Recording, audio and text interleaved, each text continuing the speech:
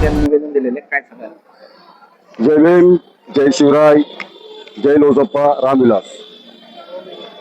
आमचे राष्ट्रीय अध्यक्ष तथा केंद्रीय मंत्री चिरागजी पासवान साहेबांनी नुकतंच संसदेमध्ये एक मागणी केलेली आहे।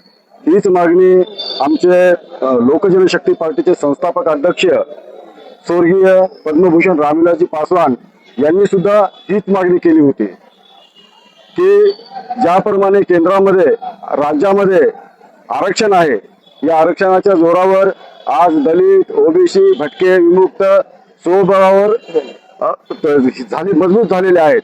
परंतु सध्या मागील 15 वर्षापासून शासनाच्या जागा कमी आहेत, खाजगीकरण वाढलेलं आहे आणि तरुण वर्ग, विद्यार्थी वर्ग शिकूनही त्यांना नोकरीसाठी वणवण फिरावं लागत आहे।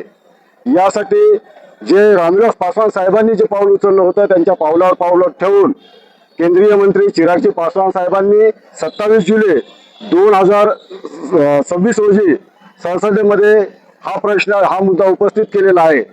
याच अनुषंगाने की खाजगी क्षेत्रामध्ये आरक्षण मिळालंच पाहिजे म्हणून आज आम्ही नांदेडचे जिल्हाधिकारी कर्डिले साहेबांकडे आलो, त्यांना निवेदन दिले आणि त्यांना आम्ही अशी विनंती केली की आमची मागणी जी मुख्यमंत्र्यांना आम्ही मागणी केलेली आहे ती त्यांच्यापर्यंत गेली पाहिजे आणि त्याची अंमलबजावणी झाली पाहिजे।